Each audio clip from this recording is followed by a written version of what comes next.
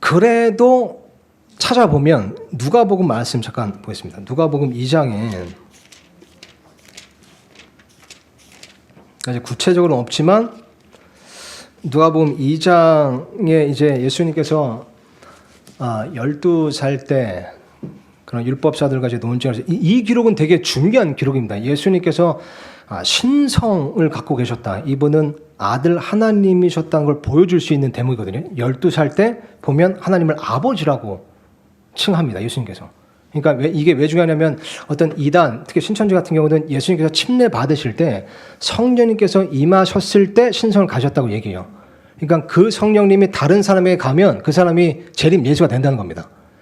근데 이 말씀을 통해 그 전부터 예수님께서는 12살 때부터도 아들 하나님이셨다는 걸 알 수 있죠. 성경 말씀에 능하셨습니다. 모든 박사들을 놀라게 할 정도로 아버지를 다시 하나님을 아버지라고 부르셨죠. 그러니까 이거 되게 중요한 기록이고, 그리고 그 이제 대목 밑에 쭉 내려서 2장 52절 보면 12살 이후부터 어땠는가, 이거 딱 한 구절 있습니다. 한 구절. 예수님께서는 지혜와 키가 자라면서 하나님과 사람에게 더욱 호의를 입으셨더라. 요거 하나는 알 수 있죠.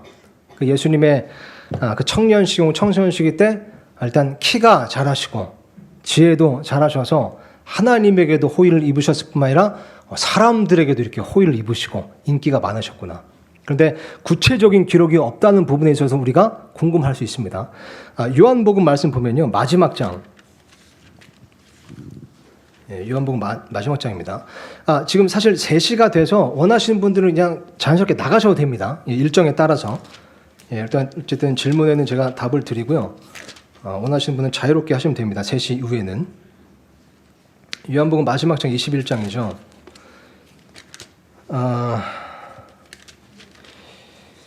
25절 보니까 예수님께서 행하신 다른 일들도 많으므로 만일 그것들이 낱낱이 기록된다면 세상 그 자체도 기록된 책들을 담을 수 없을 줄로 나는 생각하더라. 그러니까 보면 이게 예수님께서 행하신 일이, 그러니까 30세 이후부터도 사실 3년 반 동안 예수님께서 행하신 일이 진짜 많은데 그 일들은 다 중요한 일이잖아요. 그런데도 다 담을 수가 없다는 거죠. 없었다는 거죠. 그죠? 모든 세상의 책을 다 가져와도 담을 수 없을 거다. 그래서 그런 일도 굉장히 많이 하셔서 예수님께서 공생의 사역 때 하신 일들도 다 기록을 못했다면 비교적으로 봤을 때 평범한 청소년 시기, 청년 시기의 삶은 더 기록하지 않으셨겠죠. 근데 왜 저는 개인적으로 예수님의 청소년 시기, 청년 시기는 되게 평범했을 거라고 생각하냐면요. 그 이유가 좀 있습니다. 예를 들면 우리 성경책 보면 야고보서하고 유다서 있잖아요. 이 두 성경책 야고보와 유다는 우리가 예수님의 동생으로 봅니다. 그 몸적 동생. 근데 야고보와 유다가 예수님께서 살아생전에 예수님 믿질 않았어요. 예수님이 부활하시고 나서 믿었습니다. 근데 만약 예수님께서 그러니까 청소년 시기와 청년 시기를 동생들과 같이 보내셨을 거 아니에요.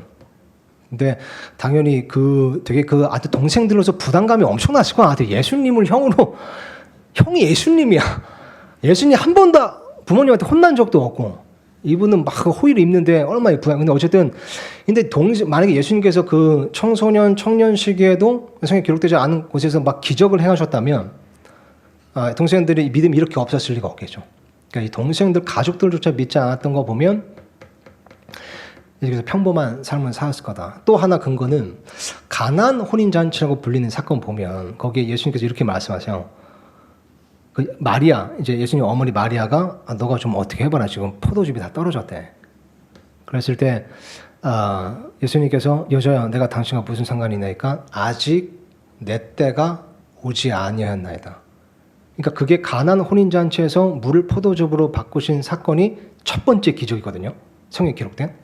그러니까 기적을 좀 행해달라고 했는데 내 때가 아직 오지 않았으므로 안 할 겁니다. 결국 이제 하셨지만 그런 거 보면 청소년 시기, 청년 시기는 예수님께서 다 그 하나님의 시간표를 알고 계셨기 때문에 아직 드러내시지 않은 거죠.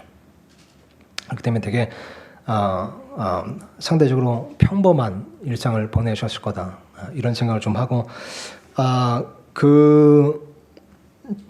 그러면 이제 뭘 하셨나 이건 정확히 모르지만 좀 추측해 볼 수 있는 건 몇 가지가 있습니다. 예를 들면 저는 이것도 한번 생각해 봤어요. 이 요셉이 그 성경 말씀에 의로운 자라고 나오잖아요. 그러니까 예수님 아버지 요셉, 육체 아버지. 근데 성경에 너무 이상하리만큼 요셉 얘기가 안 나오죠. 예.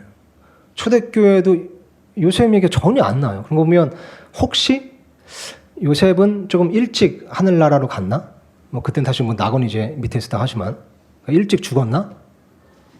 그러고 보면 이제 예수님이 장남이시니까 가족을 또 부양했어야 했고, 그래서 아마 장남으로서 이렇게 보면 이제 대가족인데 예수님의 가족이, 그럼 그런 이제 부양하는 일, 게다가 참 일부러도 평범한 일상적인 보통의 사람의 삶을 일부러 사셨을 거라 생각하는 이유가요. 예수님께서 복음서에서 말씀하신 비유들을 보면 되게 직접 경험하신 것들 근거로 한 것들이 많아요. 뭐 농사에 관해서나 목자에 관해서나 뭐 법에 관해서나. 그래서 예를 들면 부자와 나사로 같은 경우는 그게 비유가 아니라 실제 이야기잖아요. 그것도 어쩌면 그 시기에 직접 본 사건일 수도 있습니다. 그러니까 그 시기에 그분께서 일상의 보통 사람들과 보통 삶을 사셨기 때문에 비유로 말씀하실 때 보통 사람들이 다 공감할 수 있고 이해할 수 있는 언어와 비유로 말씀하실 수 있었다. 그러면 항상 그 청천성식에 막 광야에 가시거나 혼자 이렇게 고립돼서 막 성경만 읽으신 게 아니라 진짜 그런 삶을 사람들에게 사셨기 때문에 사람들에게도 호의를 입었다는 말씀이죠. 그리고 당연히 이제 하나님의 말씀, 물론 그분께서 뭐 공부하실 일은 없었겠지만, 그런 필요는 없으셨겠지만, 그것을 계속 이렇게 꾸준히 묵상하셨기 때문에 예수님께서 공생의 사역을 시작하시면서 마귀가 광야에서 40일 동안 시험하셨을 때 말씀으로 이기실 수 있었고, 그러니까 이런 것들을 조금 우리가 추측해 볼 수는 있습니다.